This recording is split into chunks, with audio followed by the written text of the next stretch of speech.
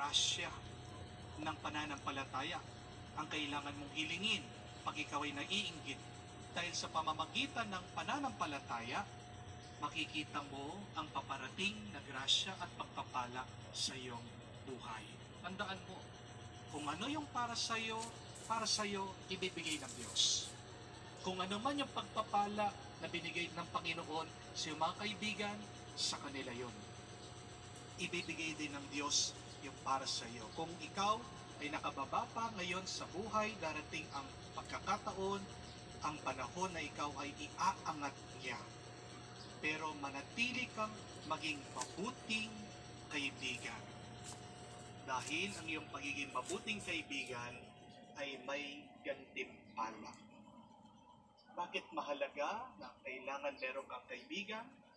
Dahil mas malayo ang iyong mararating. Tandaan niyo po ang kasabihan.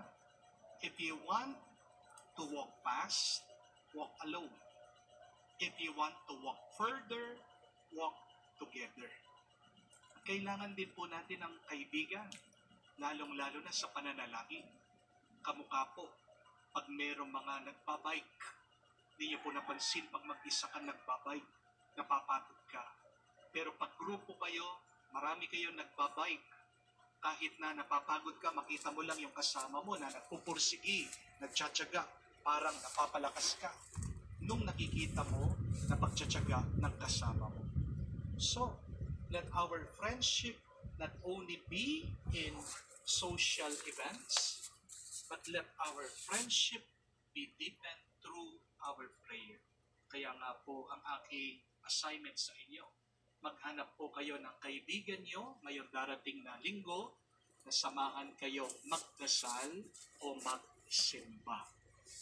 Tandaan niyo po, ang Diyos, isang kaibigan. At pag tunay ka ding kaibigan sa iba, ikaw ay pagpapalain niya. Sumainyo ang Panginoon. At sumainyo rin. Kayo ay pagpalain ng Diyos sa may kapal. Sa ngalan ng Anak, ng Espiritu Santo. Amen. Ang ating misa ay natapos na. Pumayo kayo Thank sa you, kapayapaan Lord. ni Kristo. Have a nice Sunday. Salamat sa Diyos. Salamat Lord. Manangin sa kanina pa ni kasugod sa aga.